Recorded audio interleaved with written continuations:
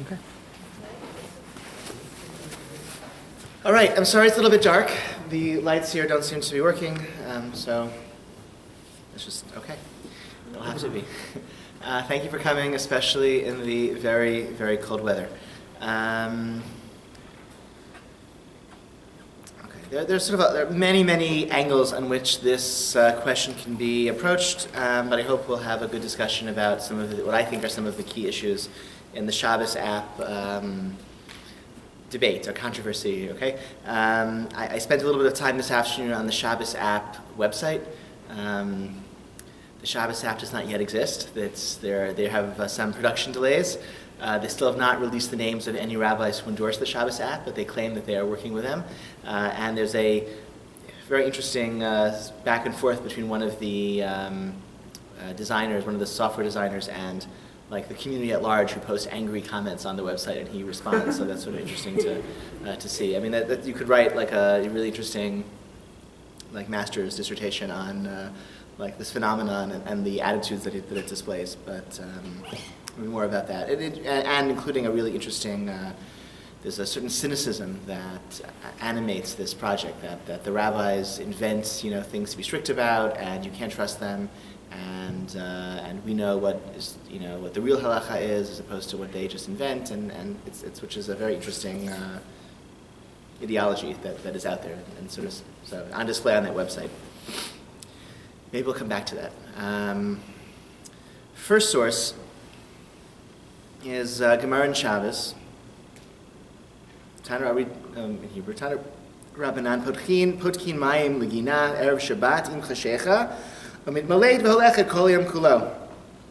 You can open the water canals before Shabbat starts, so that over the course of Shabbat, water will flow through the channels and will irrigate your garden.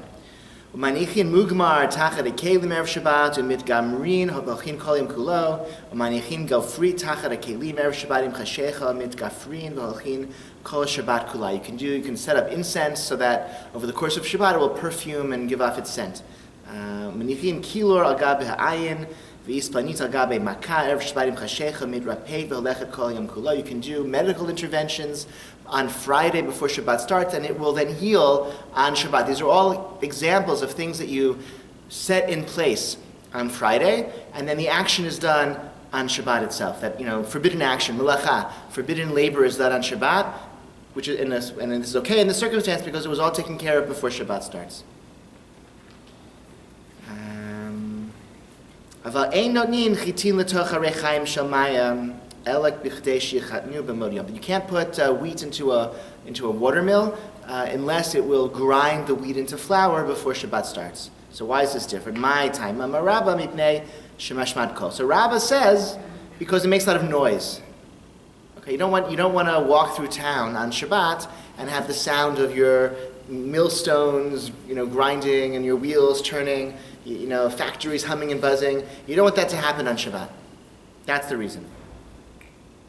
Rav Yosef, Mar Mishum Shvitat Kelim. Rav Yosef says, why doesn't the Masters teach us instead? It's because Shvitat Kelim. Not only Shvitat Kelim is the idea, the Shabbat of our Kelim, that our utensils, our tools, also should get a day of rest, not just ourselves. Shvitat Kelim, isn't that a reason? And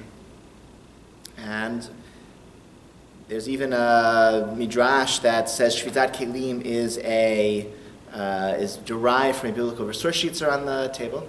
Hello. But then we say no. In the end, I'm skipping ahead a little bit. We conclude and say the Hashad Amar Rav Shaya Amar Rav Asi. Rav Asi teaches us Mantana Shvitat Kelim Deraita Beit Shammai Hivelo Beit Hillel. Okay, it's the Gemara concludes that it's a dispute between Beit Hillel and Beit Shammai. Beit Shammai are strict about Shvitat Kelim. Beit Shammai believe that not only must we rest on Shabbat, but our tools also must rest on Shabbat. Beit Hillel says otherwise. The Beit Shammai ben deka avid maaseh ben delok avid maaseh asur. The Beit Hillel af al gab deka avid maaseh shari. Beit Hillel says that even if your tools are actually doing malacha, are doing actions on Shabbat, your oil is being pressed, your fabric is being dyed, real, honest to goodness malacha is taking place on Shabbat with your stuff, that's fine, so long as everything was set into place before Shabbat. Okay, this is the original Shabbat timer. Okay, you load up your olives in the press, you put the stone on, and you walk away. You put your fabric in the vat, you put in the dye, and then you walk away. On Shabbat, your work is done for you. Beit Shammai is uncomfortable with this, Beit Hillel is fine. Again, there's the exception of the case of the millstone, because that makes a lot of noise. But it's not a malach issue. It's not an issue of forbidden work. It's an issue of we want things to be tranquil and quiet on Shabbat. We don't want lots of noise of machinery on Shabbat. Ben?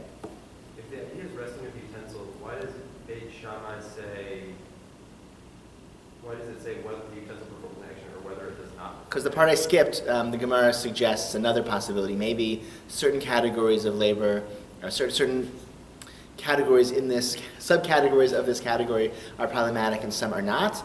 And then it concludes, no, that subcategory is that distinction between whether it's doing it or not doing it is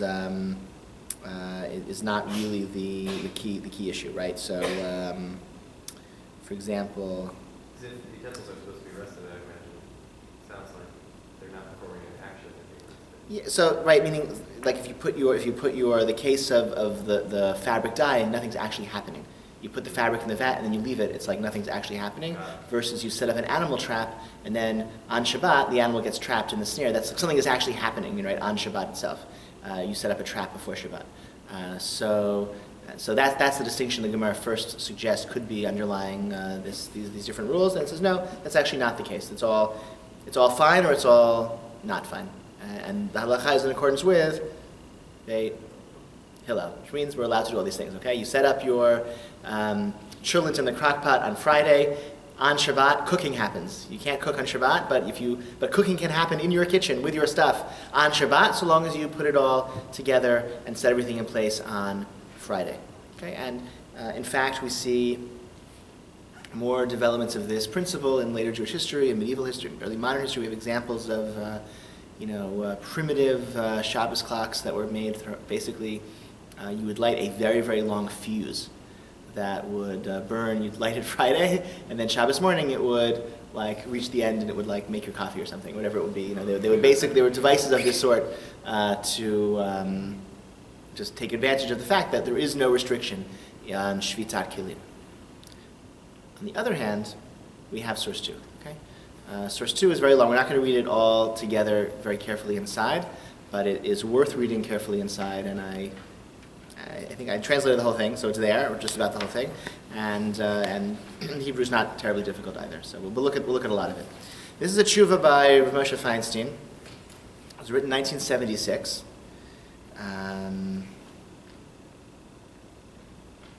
And he says, "Hinei b'davar she'ayidei chashmal inyan ha'elektri efshar yidei moreh sha'ot naseh lekach she'amiduhu be'erev Shabbat be'ofen she'yatchil levashel lemachar b'yom ha'Shabbat כשעה לפני זמן האכילה, אשר אחיך נכדי היקר אהרון ברוך שליטה שואל, your brother, it's whatever, it's an unfortunate tangent, but this is written to, Rabbi wrote this to his grandson, Mordechai Tendler, who about 10 years ago was implicated in a pretty awful rabbinic abuse scandal. So it's a sad thing because it happened to the victims whom he victimized. It's a sad thing. He was very close to my father-in-law, and he was a very respected teacher, and the community of his students are also traumatized. And it's also kind of sad because his name, 1,000 years from now, when Jews will be learning Igros Moshe, his name is going to kind of live on in that way, in a way that he doesn't deserve, and so whatever. So he wrote a lot of. He's frequently in Igros Moshe. He was very close to his grandfather, who wrote him a lot of questions, and so his name made it in that way. So here's something, your brother, who's also my grandson, Aaron Baruch, asked this question, okay? So then Rav Moshe gives a response, which is one of the most really striking, it's underlined, that's how you know how striking it is, really responses. He says, V'hinei, l'fi ani adaiti, according to my humble opinion, pashut she'asur lahatir zeh. Okay, you really have to unpack this phrase. It's obvious that it is forbidden to permit this. Okay? He did not say it's forbidden. He said it's forbidden to permit it. That's a very odd phrase, okay? Do you understand why it's odd? Right? Normally things are forbidden or they're permissible. Here, it is forbidden to permit it. Okay? So I think that phrase alone is sort of like, I think, kind of tells you, indicates where this is going, what he's going to say. Or just someone could express like why, just what that might indicate, or what the, because maybe it's obvious to me, but not, someone can sort of say in your own words the significance of that sort of awkward phrasing. It's not really forbidden, but we shouldn't really do it. Not really forbidden, shouldn't really do it. You're going to say the same thing, Jacob? Yes. I would say the opposite. Rachel? Rachel, sorry. I was going to say that, like, not only are you not allowed to do it, but anybody who, like, is implicated in allowing someone to do it is also chayav. Not only is it, wow, okay, that's it, okay. That's not how I read it, but okay, interesting. I guess there were a lot of people who did permit it, and that was like a popular thing, and he's saying, no, it's really not. Well, I've never seen, okay, right. I don't know, a timer that would turn your oven on and cook your food? It's not, okay, I don't know if that's common, but he's No, I mean, that, like, there were a lot of rabbis who would have permitted it, right, okay.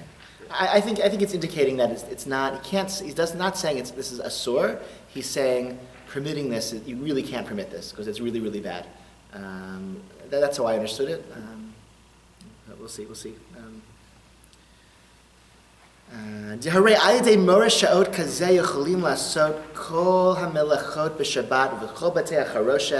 Factories, because once you have timers and automation, you could have all your factories operating on Shabbat. Like you could do everything on a Shabbos timer. Everything could be automated, and there is no greater zilzul Shabbat. There's no cheapening, denigration of Shabbat greater than having like everything operating, everything going. Barur she'im haya zeh bizman hatanim va'amoraim hayu asrin zeh. And if this was in the time of the Talmud, certainly they would have, prohibited use of timers. Kamosh asru amir le'akum mitam zeh. Because of the same reason why they forbade us rabbinically, there's a prohibition against asking a Gentile to do work for you on Shabbat, or do work on Shabbat. Same reason. T'gam ulai hu mimela b'chlal isur zeh.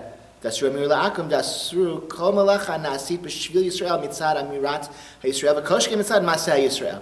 And maybe, in fact, he says perhaps using a Shabbos timer is a subcategory of the existing prohibition of amir le'nochri.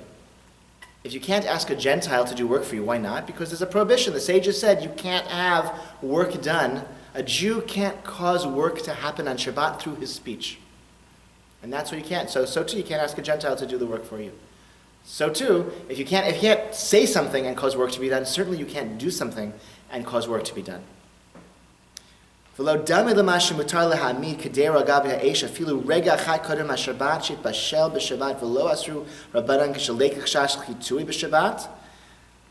And don't say this is just like all the cases we saw in source 1, where you set things up on Friday and the malacha happens on Shabbat, and that's fine. After all, it's totally permissible to take a pot of raw food and put it on the fire, on the stove, a second before Shabbat starts. That's totally fine, other than, it's not totally fine, right? There's a secondary concern of chitui, lest you stoke the fire to make the food cook in time, and so we have additional restrictions rabbinically against doing that under certain circumstances. But essentially, from the pure melacha of bishul, of cooking, the biblical prohibition of cooking on Shabbat, you put the food on the stove before Shabbat starts, that's fine. So he says this is not at all similar. Why is setting a timer different than putting food on a stove? Anyone want to make a suggestion? Because the cooking initiated on Shabbat. Because the cooking initiated on Shabbat? If the timer, you mean the timer that turns your stove on. Timer turns your stove on, the cooking happens on Shabbat. Putting your pot on the fire on Friday afternoon, 1 second before Shabbat, the cooking begins on Friday before Shabbat starts. That's basically what he says. Here's what he says. He says, Ha'hu mishum dechol malacha de'oseh adam b'melechet bishul hu ha'amadat ha'kedera al gab ha'esh de'be'etzem ha'bishul einu oseh adam u'lechen b'hamadato ha'kedera al gab ha'esh be'erev Shabbat hu k'gmar adam kol masav b'melacha zo de'bishul v'lo shaykh l'asur al ma she'oseh shuv ha'esh. Because bishul, cooking, how does a person cook? A person doesn't cook. Who cooks? The fire cooks. A person just puts food on the stove. And when the person put the food on the stove? On Friday. Okay? The fire then continued to cook the food on Shabbat. But the person did all of his actions on Friday. But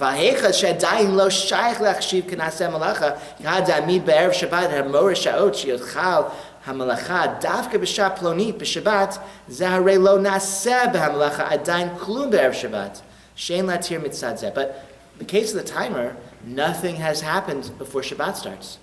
None of the malacha was done. The cooking didn't happen at all on Friday. So he says it's not at all similar. Yes, no? Shalom.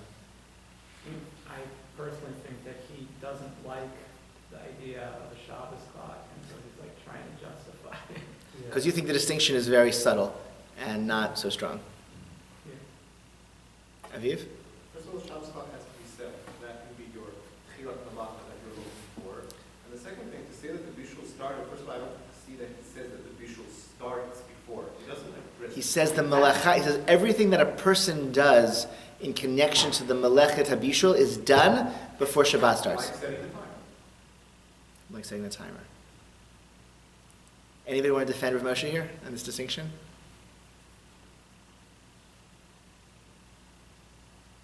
Yeah, check it out. I think there's a real distinction. In the end, there's something that is malacha that's being done on Shabbat. There's something that a person would be prohibited from doing is being done on Shabbat. Whether it's done by a machine or whether it's done by a person, that action in and of itself is prohibited.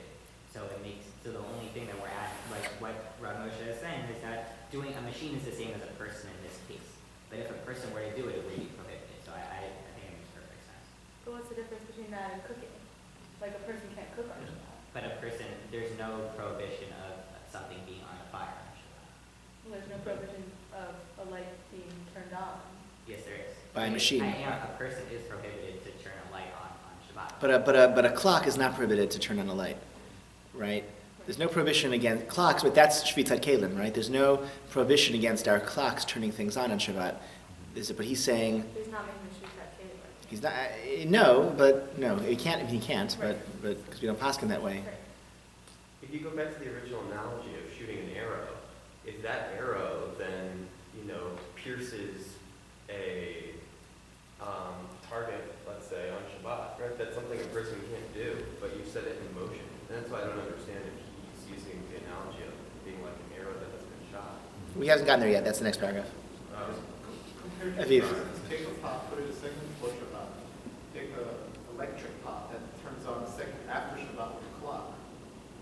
Essentially, what's the difference? The same thing. You set both actions before Shabbat in motion. They both marmalach, the bishul actually takes place in Shabbat. So he would say, what is the melechet of bishul? What's the melacha of bishul? Melacha of bishul is placing food in proximity to heat. And in the case that he likes, that was done on Friday. And the case that he doesn't like, that didn't happen until Shabbat itself, when the timer turned on the... How about a timer that turns on and turns on again? Would that be okay? Turns on right before Shabbat, turns off, and turns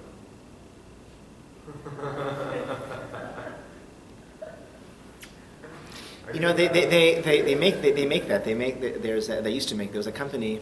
I spent Shabbat once in Jersey is the land of the Shabbat kitchen technology, where you have these $50,000 kitchen renovations to make them super from, and you have Shabbat modes in your ovens and your refrigerators, Shabbat warming drawers, built in for heating things.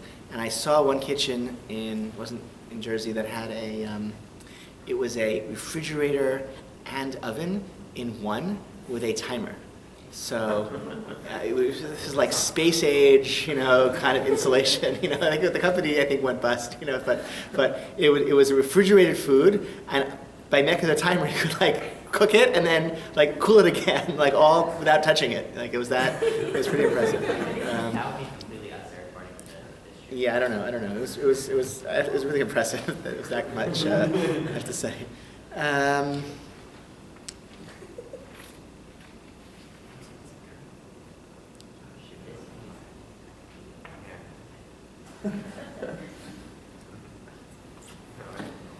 So he then goes into a whole discussion about sort of our responsibility for our actions in the realm of nezek, right? You're responsible for your actions in if you damage somebody's stuff, right? You shoot, if you light a fire, it burns somebody's field down, you're responsible because you lit the fire.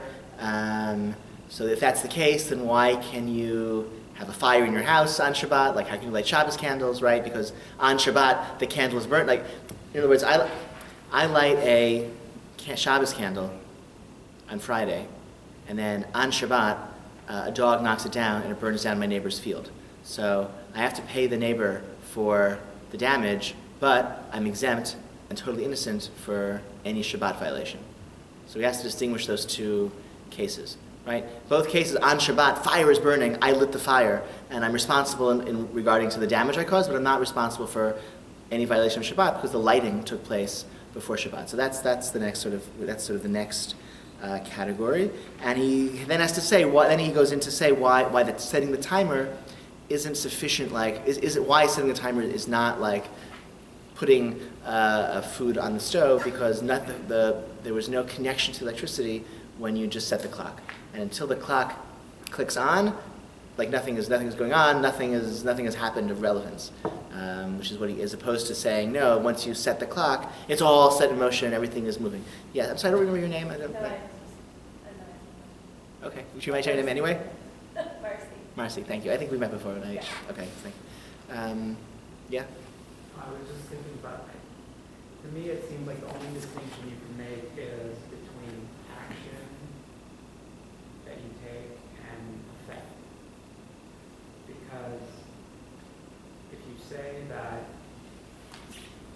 action is prohibited on Shabbat, then you can do the action before and the effect can take place after Shabbat. But and then if you say that,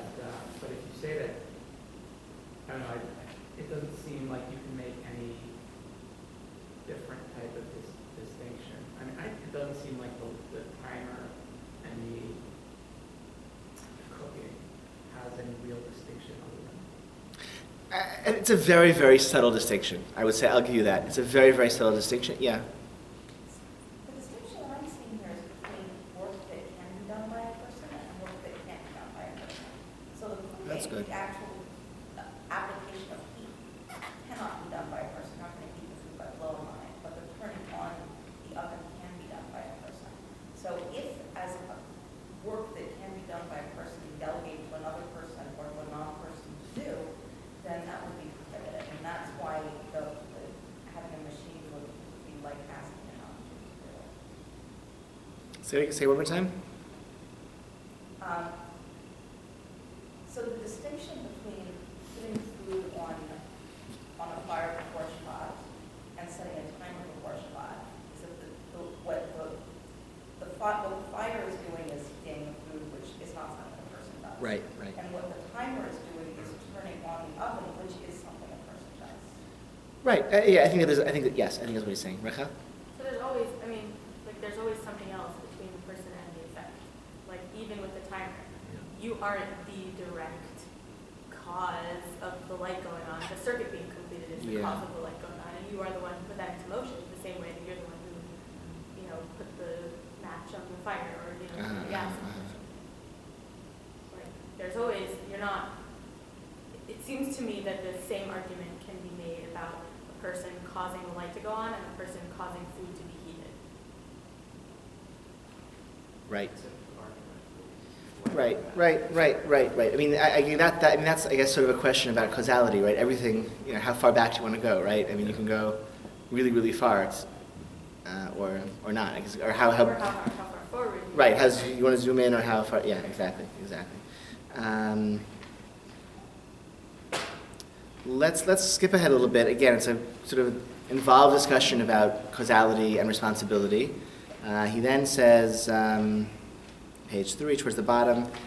Even if one were to say that we cannot forbid what the sage does not forbid, and that one cannot derive from their decrees prohibitions against things that are rationally more stringent, since regardless they themselves not prohibit, even though this was because that case did not exist in their time, and thus there was no actual prohibition, nonetheless, one should not permit it, since it is something that it would be appropriate to forbid. Okay, in Hebrew, mikol makom ein latir zeh kevan shiru davar harui le'asor. Maybe you want to say, look, Chazal didn't ultimately, the rabbis didn't prohibit this, and of course they didn't know about it. Fine, but even so, they did not in fact prohibit this. But we still shouldn't do it because they should have, they would have. It's appropriate to. We don't have the power to make new prohibitions, but if we could, this would be one of them. And so, don't do it. Don't permit it. Right. Don't permit it. Don't permit it. He says don't permit it, he doesn't say don't do it. Don't permit it. Who says that? Aval yesh tam gadol lasur mitam acher. But there's another reason to prohibit it. Zahaz ziluta de Shabbat. This is a ziluta de Shabbat. This is a cheapening of the dignity of Shabbat. V'yav ziluta yod yom tov hu asru b'kama dvarim kevan shebarosh she'ika ziluta de Shabbat hu b'chlal yisur zeh v'meila afshlo asru zeh b'yichud d'chol inyan zuta hu da yisur. So many times in the Talmud there's a concept of zilzul yom tov, that we have legislation to keep Jews from taking yom tov lightly. Whereas we're not as concerned Talmudically about taking Shabbat lightly, because who would ever deign to take Shabbat lightly? But he's saying, look, it's actually the same prohibition. Zilzul, cheapening these sanctified times, is what is forbidden. V'gam pasha definitely anodaited yosed davar shehu ziluta the Shabbat hu aver b'yadayim al chiyuv hakavod shemashru gam kem chiyuv Torah, right? And that there's a Torah prohibition to honor Shabbat, to respect Shabbat, and somebody who, with his actions, cheapens Shabbat and its sanctity is directly violating this biblical obligation to give honor to Shabbat. And then he explains why it is actually a biblical obligation to honor Shabbat. The last few lines in the Hebrew, that paragraph. Even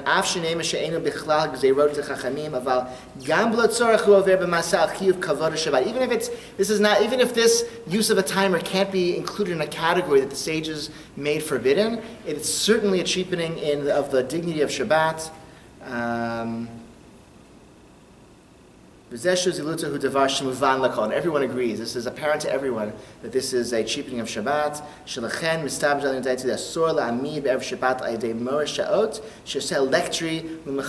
You can't set a timer on Friday that will cause melacha the next day. Well, then he says, "Akol panim, ma shekvar nahagu lahamid al yedei moreh sha'od lekavot hanerot de'elektri shehudlaku v'gam shiachziru lahadlik achar kach b'sof hayom ein lasor mechar shelagavui hanerot shel hamenorot hagdolot shnikru below as lamping shayu de'esh mamash nahagu b'chol mekamot lekavotam al yedei akum v'hayu gam mekamot shayu nahagim lachzor lahadlikam b'beis hamedrash l'tfilat ni'ilah b'yom kippurim."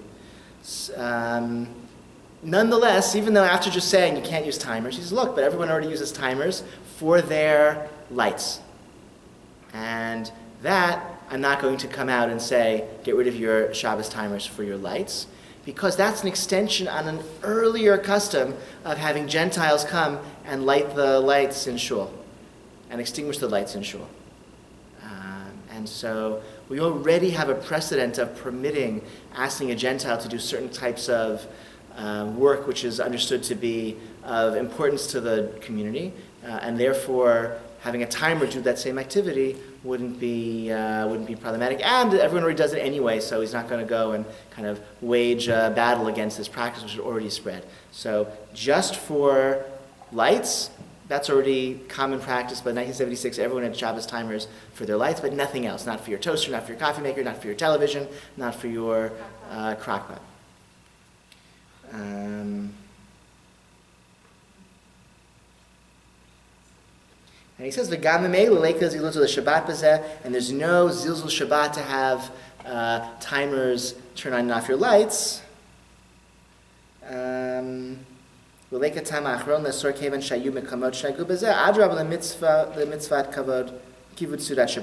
reason why they have these timers is so that you could have light and have a pleasant experience for your Shabbos meal.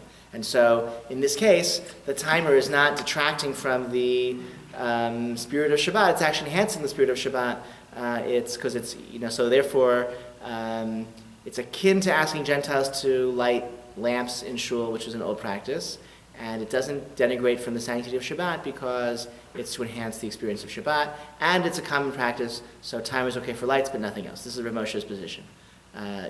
So if you're going to go along the theory of enhancing the Shabbos and how that's like kind of a mitzvah in itself, if you can enhance your day by setting timers for other things that are more or less okay on Shabbat by use of timers, why can't you use that argument to say that it's going to enhance my Shabbos experience to wake up and have that cup of coffee?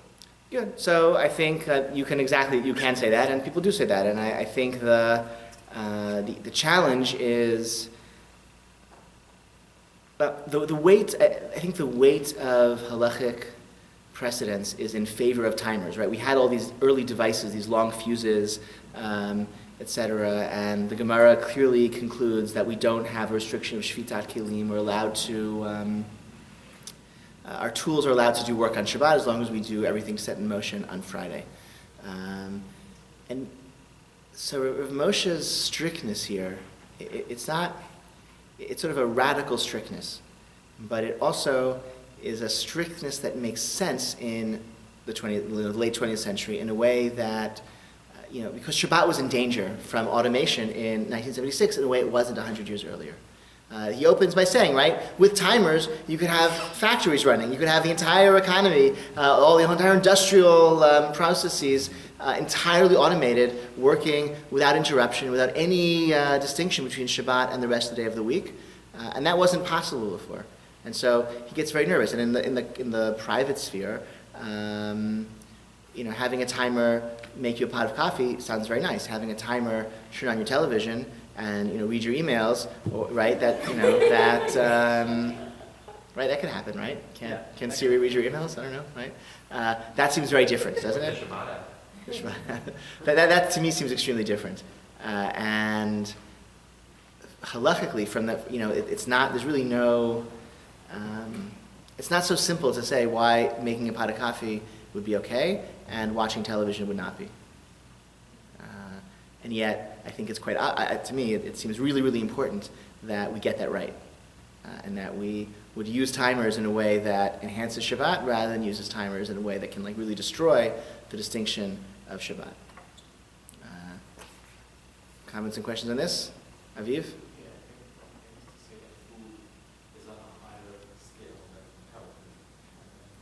That's the argument. Anything relating to food, you can use a timer for, but not. So what about food and precedent like your Shabbat, which is the light? Food and light. What about Air conditioning. Air conditioning, I think you also, because there's a. Air conditioning, you do, because you set the thermostat, Right. and then you'll turn on and off. A furnace is a better example. No, you could put an air conditioner on a timer. You could say, because I'm going to be out of the house. Yeah, you could put it. You would do that. You could think because you're going to be. You only really need it for you want to save money. You don't want to run it all night. It gets cool at night. You really only want it for lunch because it's going to be really hot in the middle of the day. You're going to have a big crowd over. You want the air conditioner on for lunch, but then the rest of the time you really don't want it. So you could air conditioner. You could also you could include in sort of the amir lenochri, the asking the Gentile, because we have a precedent of asking Gentiles to help us with temperature issues on Shabbat, like lighting the furnace, right? And the air conditioner is really, I think, a mirror of that. Temperature is really important. We're told, Hakol choli etzel kor. Everyone is considered sick when confronted with cold. And therefore, everyone can ask a Gentile to heat up their room by, turning on the furnace or whatever.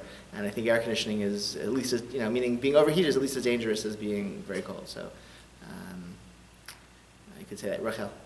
Doesn't he use the argument about asking a non-Jewish person to do something for you as an argument against? Yes, exactly, it does. But in those circumstances where we do ask Gentiles, and in those same circumstances, we could then use a timer. Okay.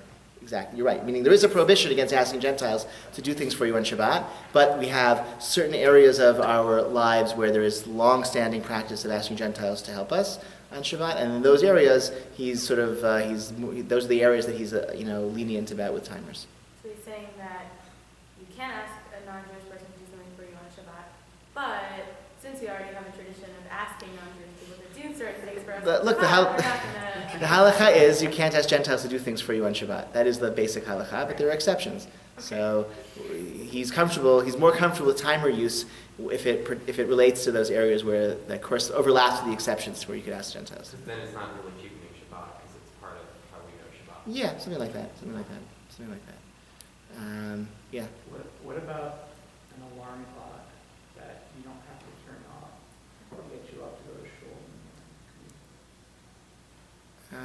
Set it before Shabbat. Yeah, they actually make a, so that to me seems fine. I don't know what he say. I don't know what Russia would say about that. It's a good question. What he would say about a clock. That seems fine to me, right? I mean, I think, the challenge is that you have to really internalize or think through, like, what should Shabbat look like, and what is Shabbat about, and you have to use your kind of, sometimes Orthodox Jews are not so, we'll get there soon, okay? We're not so good at,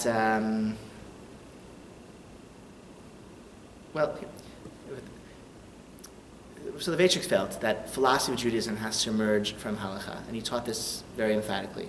Any authentic Jewish philosophy comes from halakha.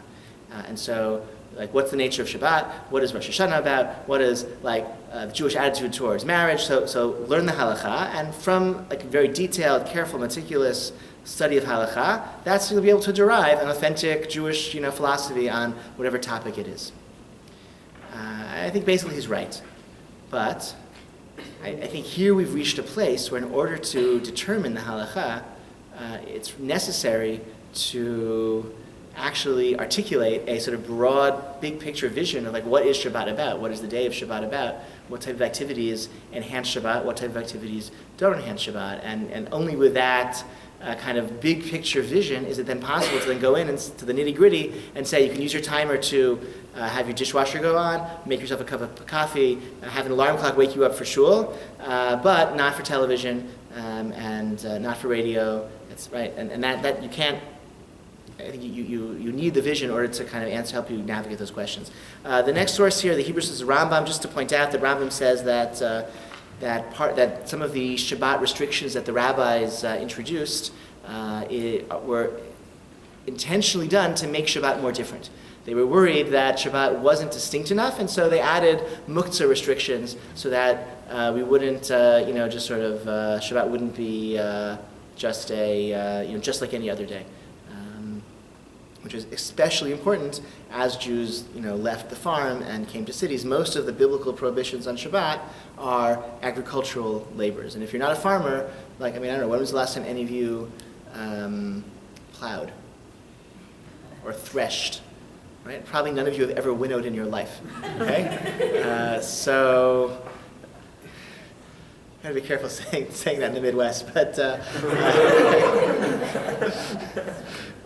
so it's even some of these the need for these new restrictions to make Shabbat different, is an old issue as well. And I would say for us, not using electricity on Shabbat, for those of us who don't use electricity on Shabbat, that probably defines Shabbat much more than the actual biblical prohibitions.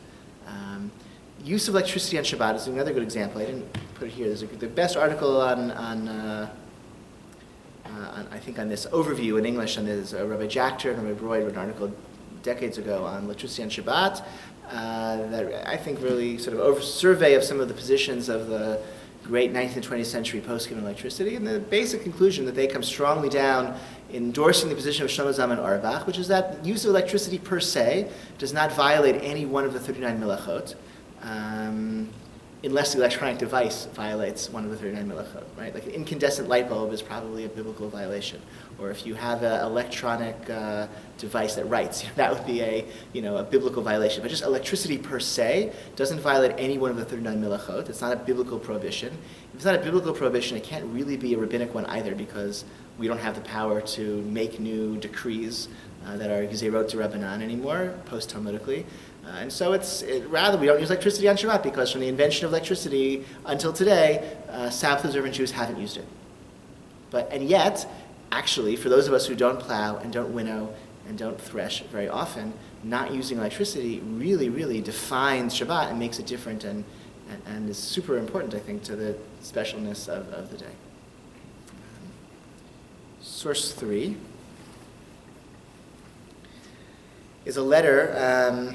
This was that appeared in the second edition of the Eidah Journal. The first edition of the Eidah Journal had a long article on halakha by Rabbi Saul Berman. Rabbi Saul Berman actually is going to be coming to our shul February 6th to 7th.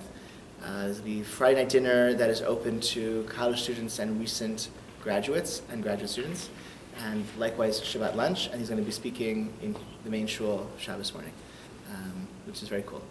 But about 15 years ago, he wrote an article about sports on Shabbat, and my basic,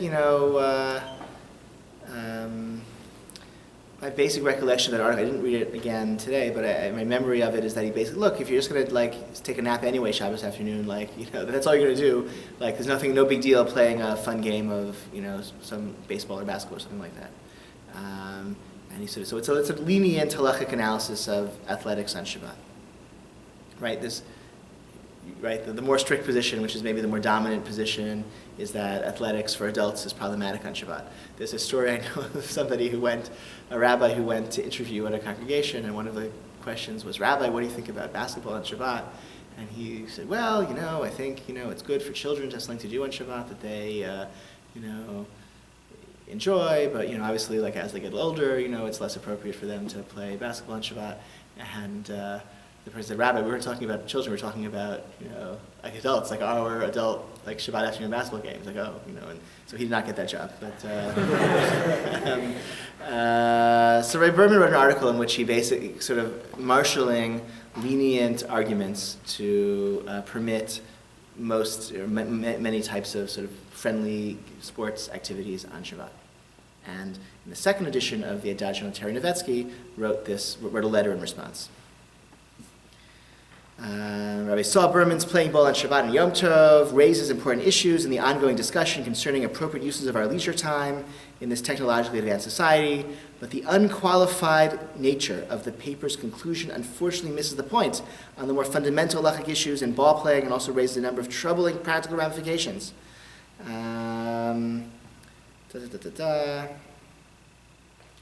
Next paragraph, the technical issues raised by halacha in ball playing on Shabbat and Yom Tov are in fact quite direct and simple, as the paper clearly sets forth. The Ramah, not once but twice, expressly states that a ball used for play is not muktzah on Shabbat, thus establishing the undisputed view of Ashkenazic Jewry on this issue. Rabbi Berman then concludes part 1 of his paper as follows: the call to limit ball playing on Shabbat and Yom Tov does not then derive from a valid place in the literature of halacha. But it is manifestly apparent, particularly with respect to most types of modern ball playing, that a number of additional halachic factors beyond muktzah are impacted further. Hilchot Shabbat encompasses, the important part, a much larger tapestry than mere technical observance of negative precepts. Thus, when considering those as well as many other factors involved in Psak Halacha, I do not believe that Rabbi Berman's absolute and unequivocal position is sustainable. While the Halacha is profoundly concerned, even obsessed with its details and minutiae, the underlying aspiration of Shabbat and Yom Tov is substantially capable of cognitive understanding, meaning it's not just, this is what I said earlier, okay? It's not just the details. You also have to have a vision of what the day is supposed to be like. As the Ramban, whom I have not yet quoted, consistently argues, the details of Isur Melacha, prohibited forms of labor, merely serve as a helpful roadmap for the values underlying the greater halachic corpus of Shabbat and Yom Tov. Thus, Kedushat Zman, the sanctity of time, encompasses, but is far broader than the technicalities of Isur Melacha. You can't just look at the 39 prohibited categories of labor and their extensions if you want to understand Shabbat.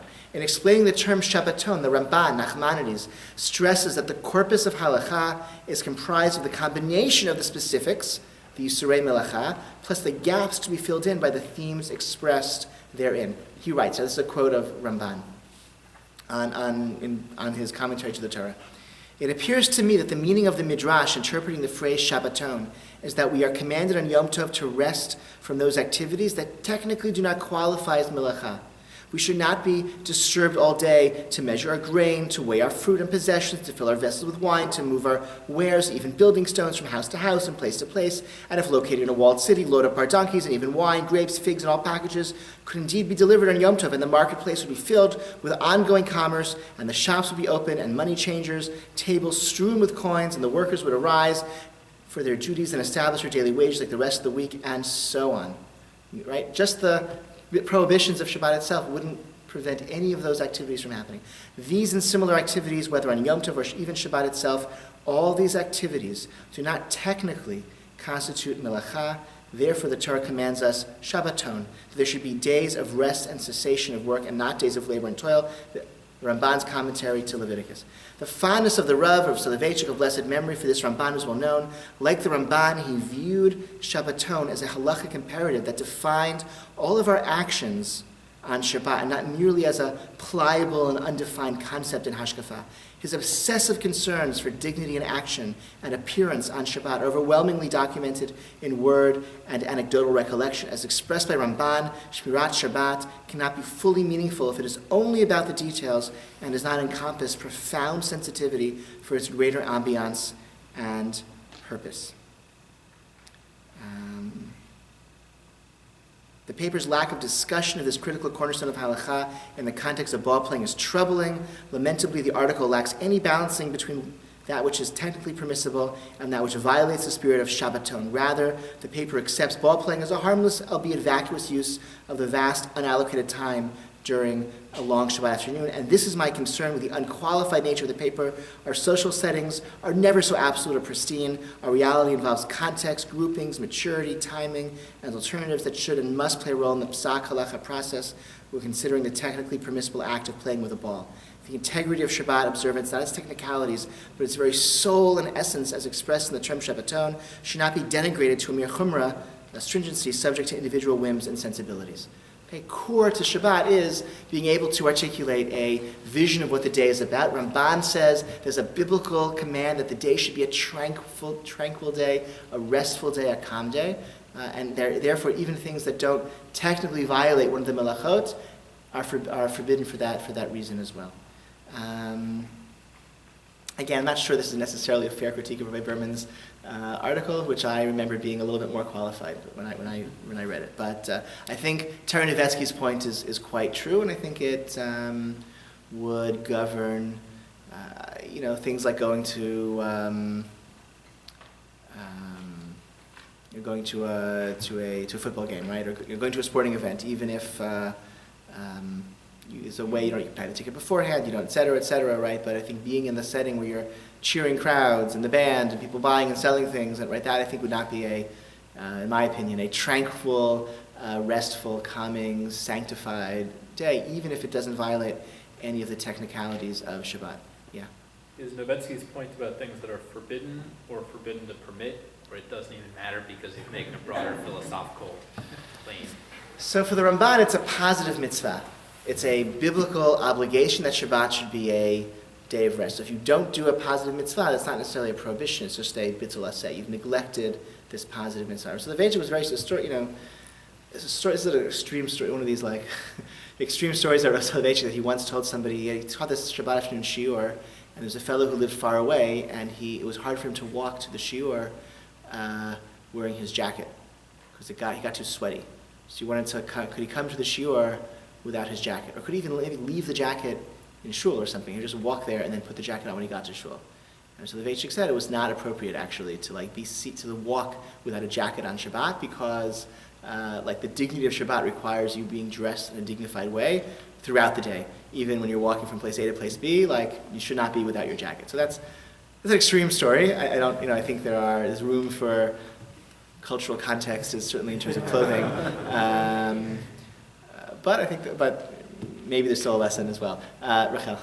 So the argument he's making is about cultural context, and he's using cultural context to be machmir, but it seems like what Rav Moshe is doing is using cultural context to be maker. Oh, because he allows you to use lights. For certain... Right, so it seems like what I understand from this paragraph, and from him citing cultural context and social norms as a piece of evidence, is that, maybe this is taking liberties, but cultural context and social norms change. And if you're basing what having a dignified Shabbat means on cultural context and social norms, then you have to change your definition as cultural norms change. So if in 10 years the Shabbat act becomes a cultural norm, is that going to become good? So step one, I think I feel very confident saying, like Terry Nevetsky, that, and I think as Rav Moshe is true, it wasn't people do use timers for things other than lights. I use timers for things other than lights, and I think the community has managed to somehow figure out, like has a good enough ritual instinct and sense of what Shabbat is about, that we use our timers for dishwashers, for crock pots, for air conditioners, for coffee makers, but not for televisions or radios. We get it. Like, somehow we figured that out. But I think it's necessary, as Terry Novetzky argues, to kind of articulate what is this day about, and like let's then that we can't.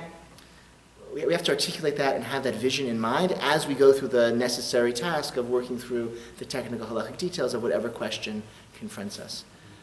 The challenge, though, is, as you've suggested, what if, one group's or one person's vision? So I would say, I don't know. So Shabbat, sanctity and tranquil. And you take walks and you talk about philosophy and you learn Torah and you sing Zemira. That's right, and that's my vision of Shabbat. But that what if there's a group or a person for whom that sounds really dreadful and they want to play basketball, or they want to be texting their friends? Like, let's say, from what I understand, there's a certain people even younger than all of you for whom texting is so a part of how they communicate and are in touch with their peers, that the thought of not texting over Shabbat is truly torturous for them. Right, there's the phenomenon of half Shabbos, which burst onto the stage 3 or 4 years ago. That there are kids in high school for whom they keep Shabbos, except they have to text because they can't sort of fathom the possibility of being so disconnected for 25 hours. And the reactions that I saw, Rabbi Eliyahu Fink wrote a blog post about the Shabbos app, a few months ago when it was first promoted, and somebody commented to him, for me, Shabbos is really great for people for whom it works, people who are embedded in communities with families and with friends. Shabbos is really wonderful, but for single parents with 3 young kids, who's all by herself and who's shunned by the community in the aftermath of a bitter divorce, Shabbos is pretty awful. We just, sit around and count the minutes until the day ends. That's what Shabbos is like for us. Or for, somebody I know, commented also around this time, for me, most of my friends are married and have kids, and I'm not, and Shabbos is kind of lonely. I don't get enough invitations, to Shabbos is really lonely, kind of a really a sad day for me. That's the risk, I think, in kind of, you have your vision, you have your beautiful dream of what Shabbat is about, and you're using that to then determine halachic decisions, but there are people for whom that dream doesn't correspond to the reality, and there are people whose personality and the way they've been raised and their generation makes it hard. So in terms of the Shabbos app itself, I think we're better off without it. I think we should confront it. I think we should, I don't think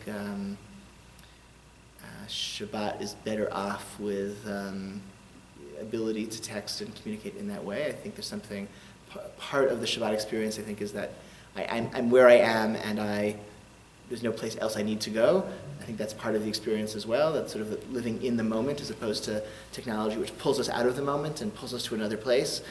That our plans are made in advance and everything is set up in advance. We don't change the world and shape the world. We live in the world as God made it, as we've made it and prepared it for these 25 hours. I think that is really definitional to Shabbat. So I think it's worth fighting the Shabbos app, but like everything else, it's there's some complexity and there's some conversation worth having. I want to respect people's times. I can stick around for a couple of minutes to answer questions, but it's 9 o'clock and it's after 9 o'clock. So thank you. So I want to formally thank you for coming, and this will be the end. Next week, what do we do next week is cheese? Politics of kashrut. Cheese and the politics of kashrut next Wednesday, okay? Or is it milk? What? There was one politics of kashrut, and there was also There are 2 dairy weeks, I don't remember. One or the other. Okay, it'll be fun. Okay, thank you.